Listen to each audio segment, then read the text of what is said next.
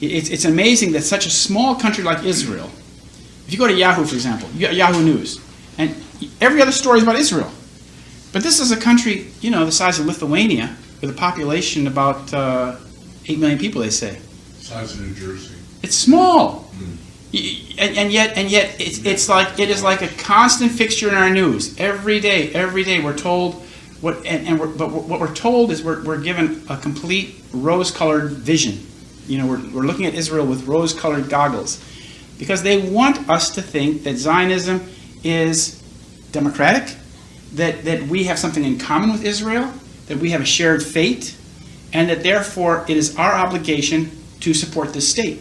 In Germany, Frau Merkel, the Prime Minister of Israel, the Chancellor of Germany, she has said, even that, she said, the duty of Germany is to protect Israel. That's our raison d'etre. That's our reason for existing, is to protect Israel. Question, sir? Now, I'd like to ask, why does Israel have this much power? Why, quote, the Zionists have this much power that could influence the White House, that could change 9/11? I mean, is it a Jewish issue? Is it a, I mean, I'm confused here. Good question. That's a very good question. Can I just interject something? Just wanted to say that the Rothschilds own Reuters and the Associated Press. Okay, that's exactly. I'll get into that exactly, because your question is very good.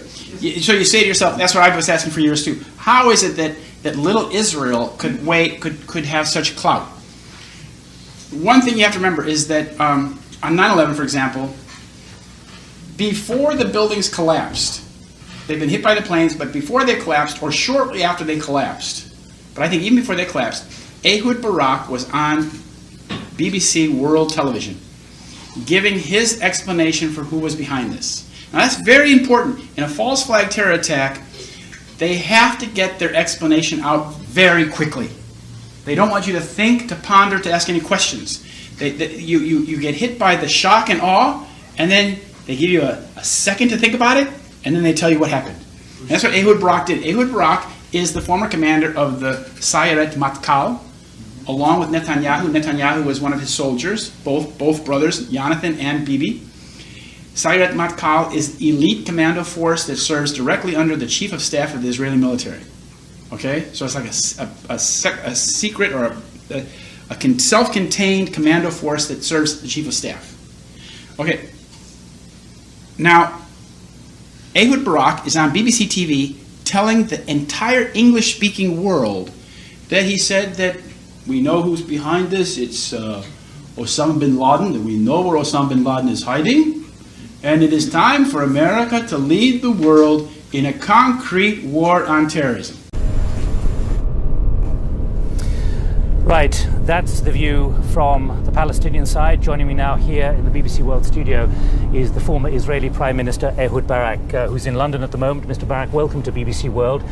First, your reaction, having heard what's happened. At least 4 planes have been hijacked, and there may be more. The world will not be the same from today on. I don't know who is responsible. I believe we will know in 12 hours. Bin Laden sits in Afghanistan. There is a source of who else terror. Can you identify though? Because we're not saying he's responsible for this necessarily. No, we don't say that he's responsible. Every simple step, crossing borders or going on a plane or on a ship, will become more complicated. It's a time to launch a operational, concrete war against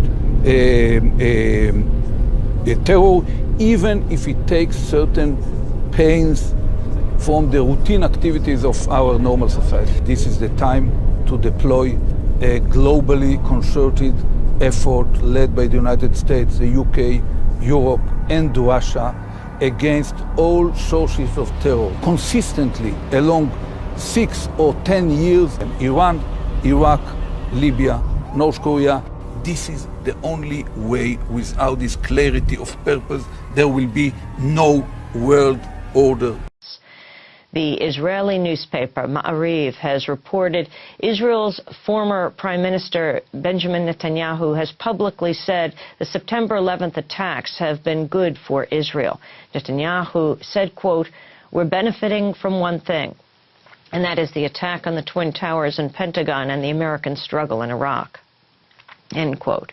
Netanyahu then reportedly said these events, quote, swung American public opinion in our favor. Okay, so we know that this concrete war on terrorism is an Israeli construct. But as you say, wait a minute, Israel's a little country with very little, they have a lot of some stuff, but they're very, very limited. How can they be wagging the dog? How can they be so powerful they wag the dog? Who's helping them wag the dog? Well, I tell you, there is a big guy with big hands who's got the tail of that dog who's wagging against the wall. And that is the Rothschilds. It's not just the Rothschilds, it is Zionism International. And Zionism International is Los Angeles, California. It's one of the big cities. New York, Paris, Chicago, London, City of London belongs to them. The City of London belongs to them. It's a private city. You know, the City of London is actually a private enterprise in the middle of London, owned by these people. Like Washington, D.C. and like the Vatican. Right. Like Vatican City, London's inner city is also a privately owned corporation or city-state, located right smack in the heart of Greater London. It became a sovereign state in 1694 when King William III of Orange privatized and turned the Bank of England over to the bankers. By 1812, Nathan Rothschild crashed the English stock market and scammed control of the Bank of England. Today, the city-state of London is the world's financial power center and the wealthiest square mile on the face of the earth. It houses the Rothschild-controlled Bank of England, Lloyd's of London, the London Stock Exchange, all British banks, the branch offices of 385 foreign banks, and 70 U.S. banks. It has its own courts, its own laws, its own flag, and its own police force. It's not part of Greater London or England or the British Commonwealth and pays no taxes. And now, so you say, well, wait. Now, these Rothschilds, how could they be so powerful? Well, the Rothschilds, of course, have a lot of money. And the Rothschilds basically built the state of Israel. Israel was nothing, and it was Palestine. And then, of course, there was the Balfour Declaration in 1917 that in order to get the United States into the war, the First World War, they promised Lord Rothschild, the letter was made out to Lord Rothschild.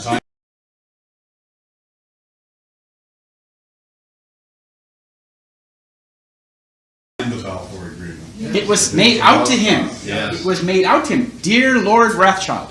And Lord Rothschild is the titular head of British Jewry.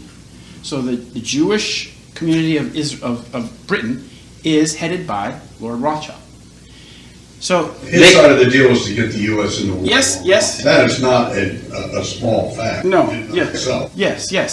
And so they promised this land of Palestine for a Jewish homeland for the Jewish people. And then, of course, the Rothschilds funded the first 30 settlements in Israel.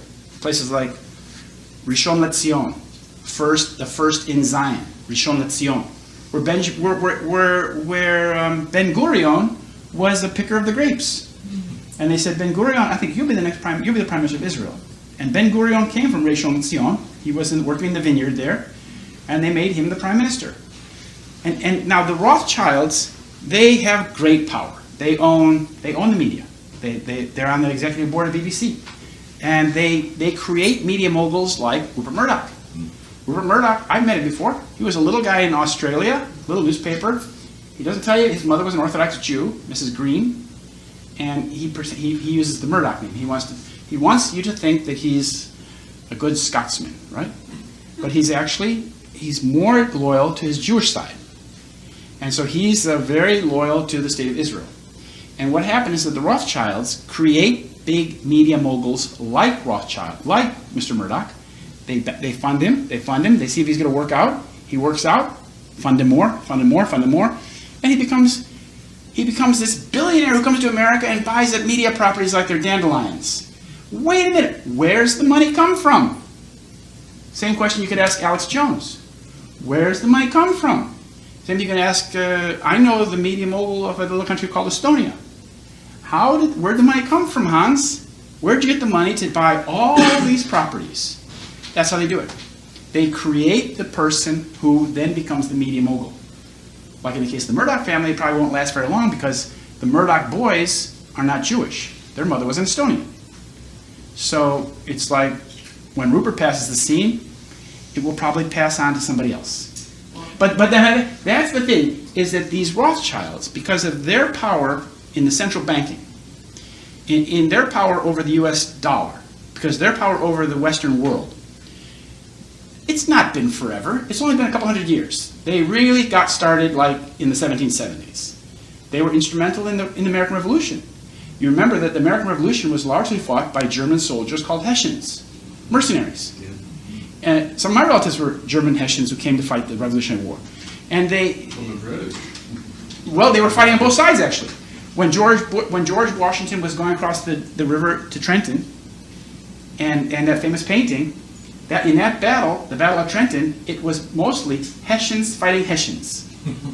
They were the British Hessians and the Americans, they were fighting each other. So but the Rothschilds were the ones who had control over the Count of Hesse.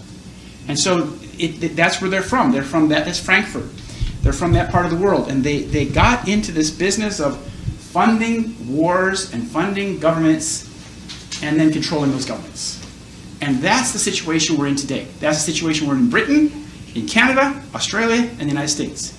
And so it's this little financial power, which is usually 2 or 3 steps behind.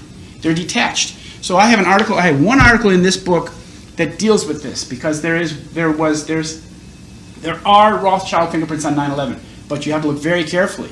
And I think it's on page 160. I have an article here which goes in great detail about this group of high-level men in Washington, D.C. who are working for the Rothschilds. Let me ask you just one more question to follow up on this. Okay. It's very hard to not leave this room not feeling that really Jews are scoundrels, if I may say so, only because they are made into pretty much some dark creatures here. And it's difficult because that's my I'm wondering how we can feel our perception. Yeah, that's a good question. Because it's not